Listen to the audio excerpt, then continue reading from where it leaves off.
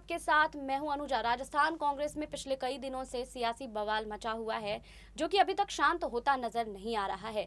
इस बीच बता दें कि सचिन पायलट लगातार ये मांग कर चुके हैं कि उन्हें पार्टी में अच्छा पद और सम्मान चाहिए, जिसको लेकर लगातार बैठकें भी हो रही हैं। ये भी बता दें कि पिछले 1 या 1.5 साल से सचिन पायलट लगातार पार्टी से नाराज चल रहे हैं और मंत्रिमंडल विस्तार को लेकर बातें भी सामने आती रही है। इस बीच सचिन पायलट ने 2 बार राहुल गांधी से मुलाकात कर ली है और बैठक के बाद अजय माकन और अशोक गहलोत के साथ भी 1-to-1 बैठकें हुई हैं, लेकिन अभी तक मंत्रिमंडल विस्तार को लेकर कोई भी फैसला नहीं साफ हो सका है। और अब ये बात भी सामने आने लगी है कि बहुत जल्द राजस्थान में मंत्रिमंडल विस्तार किया जा सकता है, वहीं जिसमें सचिन पायलट के विधायकों को अहम जिम्मेदारी दी जा सकती है। खुद सचिन पायलट को अहम पद भी दिया जा सकता है। देखिए इस रिपोर्ट में कि राजस्थान में मंत्रिमंडल विस्तार की तारीख कब तय हुई है। राजस्थान कांग्रेस में पिछले कई दिनों से सियासी बवाल मचा हुआ है, जो कि अभी तक शांत होता नजर नहीं आ रहा है। इस बीच बता दें कि राजस्थान में अब मंत्रिमंडल विस्तार को लेकर चर्चाएं भी तेज हो गई हैं। मंत्रिमंडल विस्तार को लेकर लगातार अब बैठकें भी की जा रही हैं। इससे पहले भी मंत्रिमंडल विस्तार को लेकर कई बैठकें की थी।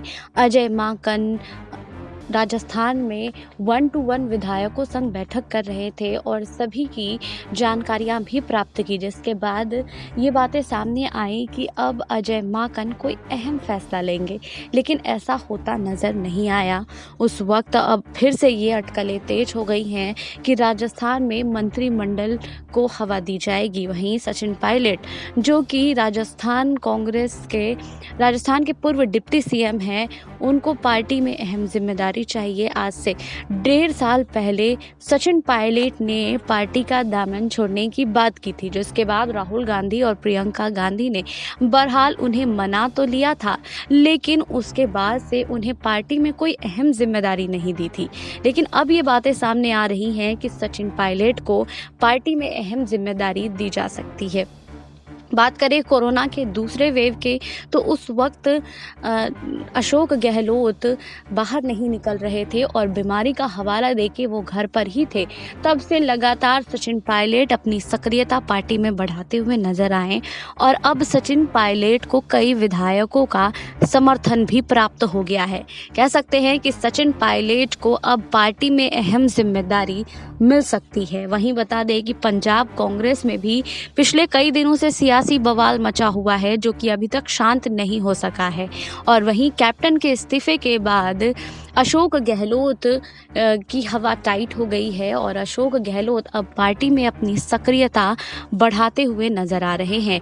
क्योंकि पहले बात करें अशोक गहलोत की, वो बीमारी का हवाला देकर घर पर थे, लेकिन जब से अमरिंदर का इस्तीफा हुआ है तब से लगातार अशोक गहलोत पार्टी में अपनी सक्रियता बढ़ा रहे हैं। वहीं अशोक गहलोत की बात करूं तो अशोक गहलोत पिछले कई दिनों से ये भी कहते हुए नजर आ रहे हैं कि सचिन पायलट बहुत अच्छे नेता हैं और वो पार्टी में बहुत अच्छा काम भी कर रहे हैं, लेकिन सचिन पायलट पार्टी से नाखुश नजर आ रहे हैं और लगातार वो राहुल गांधी के साथ बैठकें भी कर चुके हैं। इससे पहले बता दूं कि सचिन पायलट कोरोना काल के समय राहुल गांधी से मुलाकात करना चाहते थे, हाईकमान से मुलाकात करना चाहते थे, लेकिन उनकी मुलाकात नहीं हो पाती थी। लेकिन अब सचिन पायलट की राहुल गांधी से 2 बार बैठकें हो चुकी हैं, जिसके बाद से अब ये कयास लगाए जाने लगे हैं कि सचिन पायलट की बात को अब सुनी जा रही है। वहीं बता दें कि अगले साल कई राज्यों में विधानसभा चुनाव है, जिसके लिए कांग्रेस पार्टी चुनाव की तैयारियां शुरू कर दी है। इस बीच ये कह सकते हैं कि सचिन पायलट को पार्टी में अगर अहम जिम्मेदारी दी जाती है तो वो कई राज्यों में चुनाव प्रचार करते हुए भी नजर आएंगे और चुनाव प्रचार में कह सकते हैं कि कांग्रेस पार्टी अब नई शुरुआत कर रही है और कांग्रेस पार्टी नई शुरुआत करने के लिए लगातार पार्टी में कई युवा नेताओं को जगह दे रही है, जिसमें कन्हैया कुमार, जिग्नेश मेवानी भी शामिल है। पार्टी में नई शुरुआत होगी, तो वहीं सचिन पायलट को पार्टी में अहम जिम्मेदारी भी मिलेगी, जिसमें सचिन पायलट को अगर अहम जिम्मेदारी मिलती है तो कह सकते हैं कि उन्हें कई राज्यों में चुनाव प्रचार करते हुए भी नजर आएंगे वो, क्योंकि पार्टी के कई अब युवा नेता चुनाव प्रचार करना शुरू कर दिए हैं। खुद प्रियंका गांधी लगातार उत्तर प्रदेश में अपनी सक्रियता बढ़ा दी है और इससे पहले भी सचिन पायलट को उत्तर प्रदेश में देखा गया था जब लखीमपुर खीरी की घटना सामने आई थी। उस वक्त सचिन पायलट उत्तर प्रदेश गए थे और लखीमपुर खीरी में वहां के पीड़ित परिवारों से मिलने भी गए थे। हालांकि उस वक्त उन्हें रोका भी गया था, लेकिन लगातार वो न्याय की मांग करते रहे।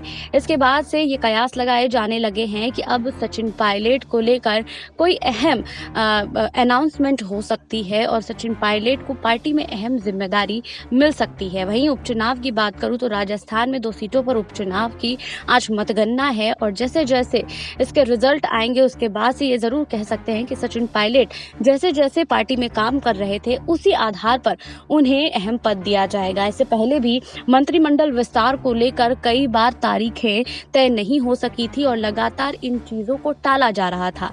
बहरहाल अब ये सारी चीजें खत्म हो गई हैं और अब ये कयास लगाए जा रहे हैं कि सचिन पायलट को अहम जिम्मेदारी दे दी जाएगी। वहीं ये भी बता दें कि मंत्रिमंडल विस्तार को लेकर अभी तक तारीख नहीं तय हुई है, लेकिन 17 नवंबर की तारीख को ऐसे कयास लगाए जा रहे हैं। सूत्रों के हवाले से खबर आई है कि 17 नवंबर को राजस्थान में मंत्रिमंडल विस्तार हो सकता है।